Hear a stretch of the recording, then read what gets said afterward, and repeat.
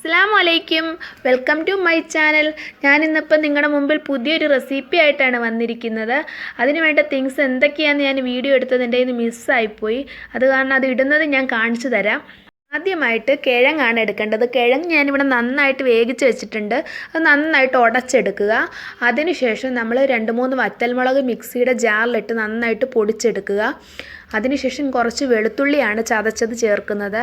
അതിനുശേഷം നമുക്ക് കുറച്ച് ഉപ്പും ചേർത്ത് അതേപോലെ തന്നെ കോൺഫ്ലവറിൻ്റെ പൊടിയും ചേർത്ത് പിന്നെ കുറച്ച് അരിപ്പൊടിയും ചേർക്കുക. അതും ചേർത്ത് നന്നായിട്ട് നമുക്ക് മിക്സ് ചെയ്തെടുക്കാം.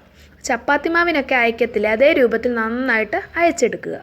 കിഴങ്ങ് ഒരുപാട് വെന്ത് പോകാൻ പാടില്ല, കുറച്ച് ഒരു പരുവത്തിനെ വേകാനുള്ളൂ. എന്നിട്ട് നമ്മൾ നന്നായിട്ടത് ഉടച്ചെടുക്കണം. പിന്നെ മാവ് ചേർക്കുമ്പോൾ നമ്മൾ കിഴങ്ങിനനുസരിച്ച് പൊടി ചേർത്ത് അയച്ചെടുക്കുക. വെള്ളമൊന്നും ചേർത്ത് അയക്കാൻ പാടില്ല, കാരണം ഈ കിഴങ്ങ് നല്ല വെള്ളം പോലെ നല്ല അയഞ്ഞിരിക്കുമല്ലേ. അപ്പോൾ അതിട്ട് നന്നായിട്ട് കുഴച്ചെടുത്താൽ മതി. നമുക്കിതിൽ എത്ര മാവ് ചേർക്കണോ അപ്പോൾ അത് അയച്ച് നോക്കണം. അതിനനുസരിച്ച് പൊടി ചേർത്ത് നമ്മളിട്ട് അയച്ചെടുക്കുക. അപ്പോൾ നന്നായിട്ട് ഞാനിവിടെ അയച്ച് കൊണ്ടുവന്നിട്ടുണ്ട്. നമുക്കിനി അത് നന്നായിട്ടിങ്ങനെ ഉരുട്ടിയെടുക്കാം. അത് ഉരുട്ടിയെടുത്തിട്ട് വേണം നമുക്കിത് ഉണ്ടാക്കാൻ തുടങ്ങാൻ. നന്നായിട്ട് അയച്ച് നന്നായിട്ട് ഉരുട്ടി നമുക്ക് എത്ര വലുതാക്കാവോ അതിനനുസരിച്ച് അത് വലുതാക്കി എടുക്കുക. ഞാനിപ്പോൾ വലുതാക്കി എടുത്ത് കാണിക്കുന്നുണ്ട്.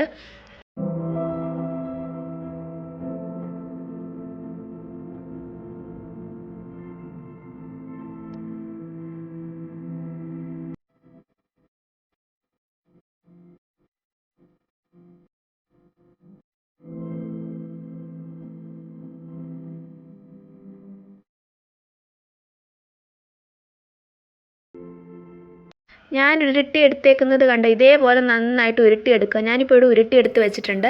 ഇനി നമുക്കിത് ചെറിയ പീസായിട്ട് കട്ട് ചെയ്തെടുക്കണം. നമ്മുടെ പൊട്ടറ്റോ പപ്സിൻ്റെ ഷേപ്സിന് എടുക്കണം. അതേപോലെ ഷേപ്പാക്കി നന്നായിട്ട് ചെറിയ പീസായി കട്ട് ചെയ്തെടുത്തിട്ട് വേണം നമുക്ക് ഫ്രീസറിൽ കൊണ്ടുപോയി സെറ്റ് ചെയ്യാൻ.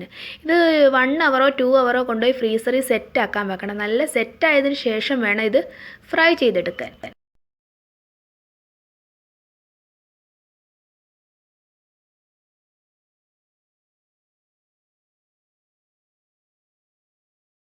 ഞാനിപ്പോൾ എല്ലാം കട്ട് ചെയ്ത് ഫ്രീസറിൽ കൊണ്ടുപോയി സെറ്റാക്കി കൊണ്ട് വന്നിട്ടുണ്ട്. ഞാൻ 2 മണിക്കൂറാണ് സെറ്റാക്കാൻ വെച്ചത്. നന്നായിട്ടിപ്പോൾ സെറ്റായിട്ടുണ്ട്. ഇനി നമുക്കിത് ഫ്രൈ ചെയ്തെടുക്കാം.